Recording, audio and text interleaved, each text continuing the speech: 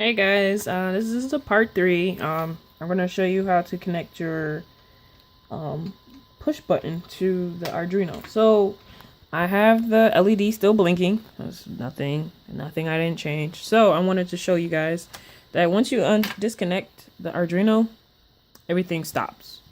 But the one thing that's really cool about it is if you plug it back in, it will remember the last code that you had in your Arduino.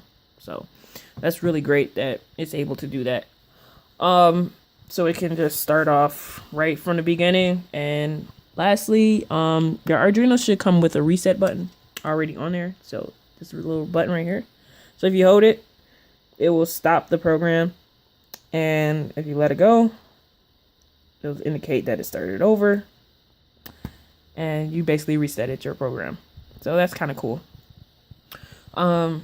Alright, so push buttons. I have 2 separate push buttons to show you. I have the ones that I gave you in the kit.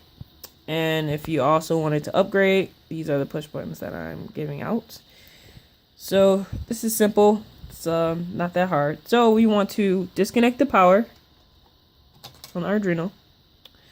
And the one thing about a push button is that it will have current, the voltage and the current going into the push button. And it will not leave the push button. It will not continue on to the next wire. So these are 2 separate wires.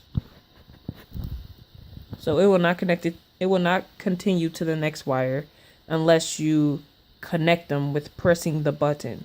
So if you press the button, the current will continue down and go down the next wire. So that's kind of good. So I'm going to show you. So the code is still the same. Nothing has changed. As you can see, the LED is still blinking. So I'm going to take one end of the LED. One end of the power. Remember, this came from the 13 pin. And all I'm doing is connecting this to the one end of the push button. So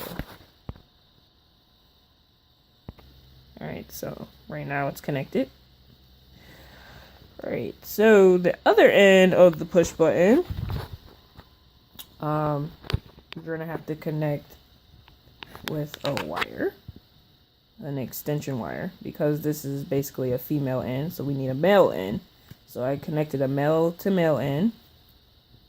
So, and then this pin will go into the 13 pin.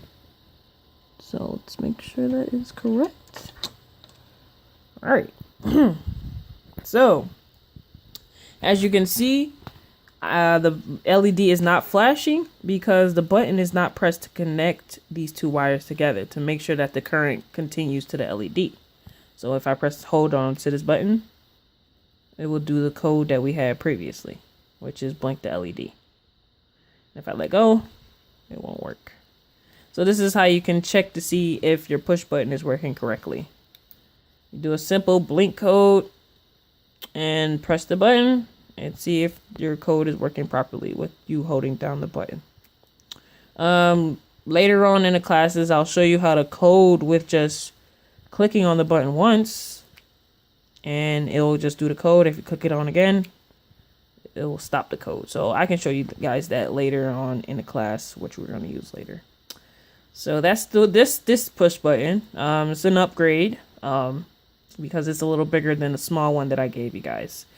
But I played around with this plenty of times. It's really fun. And it also comes with a stand, so you can be able to mount it onto anything. So this is kind of cool. So if you need one of these, please let me know, and I can leave the link below on how to purchase these, and I can ship them out to you. Alright guys, so I'm going to the next push button, which is the one I gave you guys. So right now, as you can see, it has 4 ends instead of 2 like the other one. It's no proper way to place this.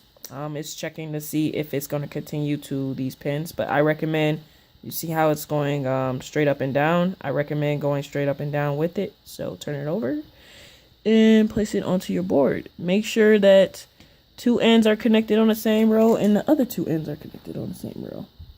So we're using basically 15 and 13. Yeah. So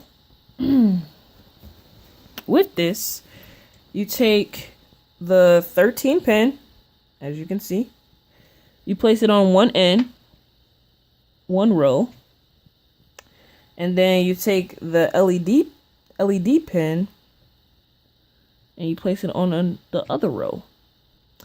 And so as you can see, like previously, it's not going to work unless you hold down the button. So if I hold down the button, the LED will blink. And a good thing about this is the push buttons, it works properly. It doesn't matter which end you connect them. So right now I just switched them.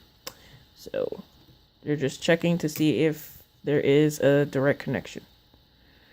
So with the push buttons, that's great. You can alternate them. It doesn't matter about which way you're supposed to wire them up. Just make sure that one end is connected to the LED where you want to take the current to. So this can be connected to anything. So you take the power, press the button. You want to send the power to the LED. So it's going to the LED. And then it's going to do the code that we did properly. That we did previously, sorry. So if you have any other questions about this, please let me know. This is the same code that we used in part 2. So just let me know if you need anything. Leave a comment below. And thanks, guys.